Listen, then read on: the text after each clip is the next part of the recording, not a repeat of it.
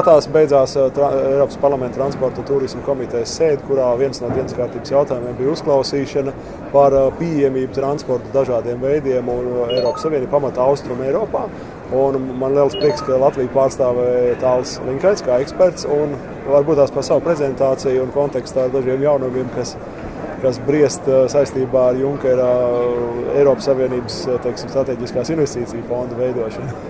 Jā, mana prezentācija bija vairāk par visu Baltijas reģionu kopumā, jo faktiski problēmas mums ir ļoti līdzīgas gan ar Baltijas valstīm, ar Poliju, faktiski arī ar Skandināvijas valstīm kaut kādā mērā, jo mēs visi atrodamies Eiropas perifērijā. Un jebkurš transporta projekts, kas tiktu īstenots, salīdzinot ar projektu tajā pašā centrālajā Rietuma Eiropā, viņš nenest tādu ekonomisku atdevi, bet šeit transporta projektiem ir pavisam cita nozīme. Tā nav tikai sociāla-ekonomiska nozīme, bet tā ir vienkārši reģiona savienošana ar pārējo Eiropu. Es savā prezentācijā arī rādīju par loģistikas problēmām. Tad, ja nav mums labu loģistikas savienojumu arī kravām, tad mēs neesam konkurētspējīgi, jo transporta izmaksas ir daudz lielākas, lai atvestu produkciju, lai atvestu kaut kādas komponentes uz mūsu reģionu un otrādi. Tāpēc ir svarīgi arī deputātiem parādīt šo te mūsu īpašo problemātiku, lai saprastu, ka varbūt nav iespējams visus projekts mērīt ar vienu mēraunu. Tieši tā, man ļoti patīk tajās kartēs, kas tika rādīts, kurā ap Baltijas jūru visu šī situācija savādāk nekā Polijā un Vācijā, Rietumpolijā pat pie tam. Un ļoti interesanti par arī transporta veidiem, ka vienīgais progress īstenībā mūsu reģionā Baltijas valstīs pēdējā laikā bijis tikai aviācijā sasniedzams pieejamības ziņā, citi faktiski atpaliek, kas, manuprāt, bija ļoti labs elements priekš transporta komitejas deputātiem. Jā, tieši tā, tas arī ir zinātniski pamatots, tie ir Espona speciāli pētījumi, kur parāda, ka pēdējos 10 gados Skandināvijas valstis, protams, ir apguvušas līdzekļus un tur ir uzlabojums tieši dzelzceļa jomā, bet Baltijas valstīm vienīgais labums no iestāšanās Eiropas Savienībā ir atvērtā devas politika un iespēja labāk ceļot uz Eiropu. Bet tas nekādā veidā nepalīdz mūsu biznesam. Ražot kaut ko ļoti nopietnu un arī visi strateģiskie mērķi, kas mums ir vajadzīgi, vēl joprojām Ziemeļdienvidu savienojumu mums ar Eiropu nav.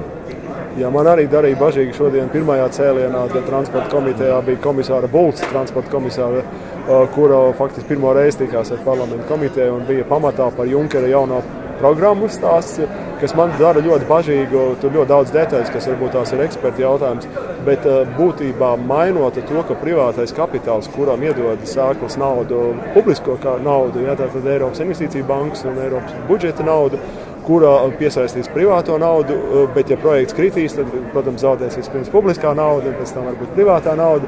Bet viss ir orientēts tā kā uz lieliem transporta projektiem un enerģetikas projektiem, bet pēc atdeves no ieguldījuma privātam kapitālam, protams, interesē nopelnīt un garantēt nopelnīt vēlams. Un tā bažīja tas, ka mēs pašlaik ar Junkera šo priekšlikumu iespējams jaucam ārā šo te pieejamības jautājumu perifērijas valstīm, kas ir Eiropas Savienības robežu valsts, ar Krieviju, un mums tāpat pietiek daudz problēmu. Un ka faktiski tā sliktā lieta, ka transporta projekti no šīs Junkera programmas var attīstīt ar vienu vairāk transporta projektu šeit un infrastruktūru vidu. Benelux valstīs, šeit Beļģijā, Francijā, Itālijā arī, tā skaitā Vācijā, protams. Un mēs faktiski graujam, kā lai pasaka, vienu no Eiropas Savienības pamatmērķiem, tomēr radīt kohēzijas politiku, lai dzīves kvalitātes un biznesa kvalitātes jautājumi būtu līdzsvarotāki Eiropā. Jā, te saskarās tā teritorijas kohēzijas politika ar konkurētspējas veicināšanas politiku. Mans kolēģis Jaceks Šļakta no Polijas rādīja šodien, cik daudz jau ir izdarīts, lai investētu Rietuma Eiropā. Ja, tur viens slānis virsū otram.